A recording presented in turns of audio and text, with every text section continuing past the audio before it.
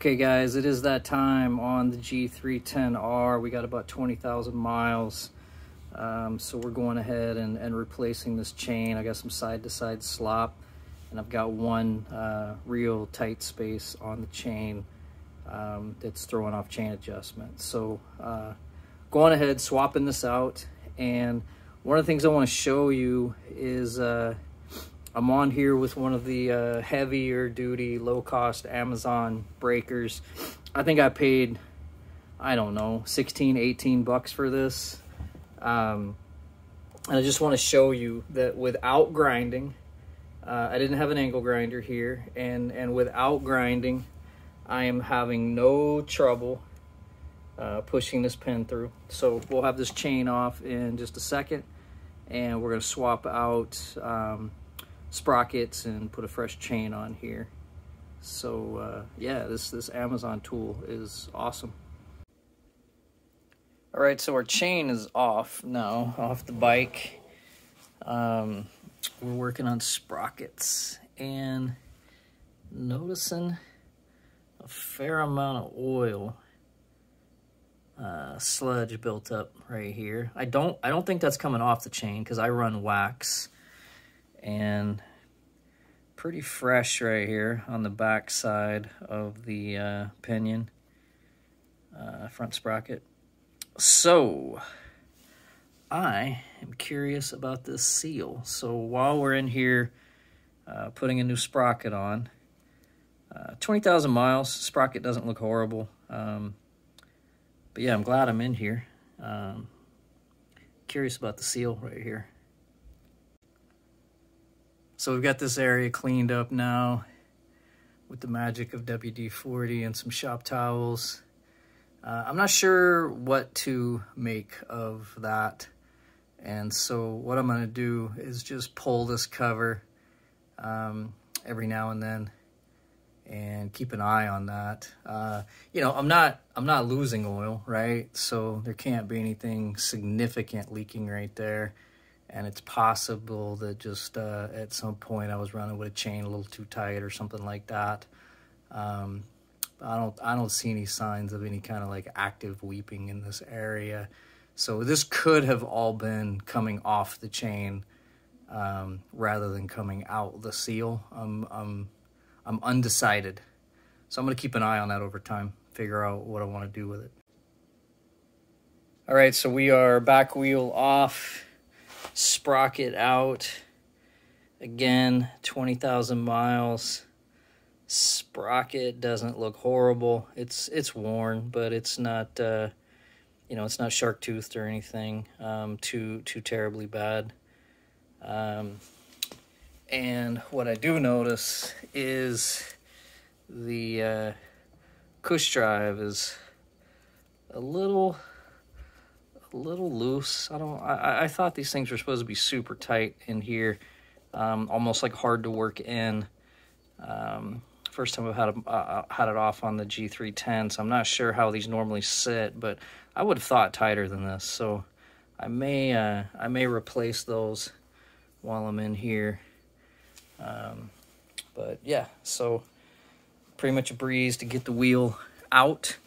What I did do and would recommend to others is take your speed sensor off before you go to drop the back wheel. That way the disc doesn't hang up on that speed sensor would normally be poking out right here out of this hole, and I think that the disc brake would interfere with that, or vice versa. So I did just drop the speed sensor off. It's just one hex screw there to get that thing out of the way, and then the wheel drops out very simply. No issues at all. We'll see about going back in, but came out just fine. Do remember to break loose these bolts while you're still on the bike, while you still got a chain. Keep the bike in gear, and that way you got some resistance to work against to pop those loose. So I broke these before I dropped the wheel out, and now those will come off simple with a socket, and I will replace that sprocket. We will replace the front sprocket. Then we will cut our new chain to size and go back on the bike. So it's drilled into all of us, you know, replace the sprockets when you replace the chain, so that you can ensure even wear. Yeah, but I'm telling you, this sprocket really didn't need replaced. It looks super good. You know, I bought a chain kit, and for the money I paid, I'm not worried about it. I do my own labor, so a chain swap is cheap, and I definitely needed the chain. So I'm not really worried about the extra cost of the sprockets. No big deal. But for those of you out there that are maybe watching every penny, really look at your sprocket. Don't necessarily go with the conventional wisdom. Conventional wisdom is conventional, but it ain't always wisdom. All right, we've got our new sprocket here all mounted up. We will torque these down and get this ready to go back on the bike. So this is our axle that came out. Not a huge fan of some of the wear spots I see here. It is what it is. So we'll hit this with a little multi-purpose grease. Put a light coat of grease on that, and we'll put the rear wheel back in. Okay, so we're back on with the rear wheel. It's mounted up. It's pushed forward to its maximum forward stop. We had to open up the brake, obviously, to get the disc back in there. And this is that speed sensor that I was talking about earlier. So we will rehang that and bolt that up the way that it should be again. You see in here why I took that off is it interferes with the disc if you don't. So you do want to pull that and just pop it back on when you're finished. But yeah, we're mounted, greased up now, well, and good to go there. So next step is I am actually out of Loctite, so I'm gonna go grab some Loctite real quick so that I can put the pinion on, and that calls for some Loctite 243. So once we have that pinion on, then we are ready to measure and cut chain and put chain on, and then this little project will be finished. Pinion is in and torqued. Our new chain is threaded all the way around. We've cut to length, and we have put on the back side of the press fit. So now we will put on the front side of the press fit. We'll rivet, and then all we've got to do is adjust our chain slack.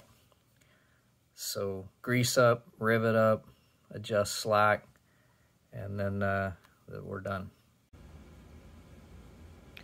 Okay, so this tool uses a ball bearing, basically, for the rivet head, which I found interesting. But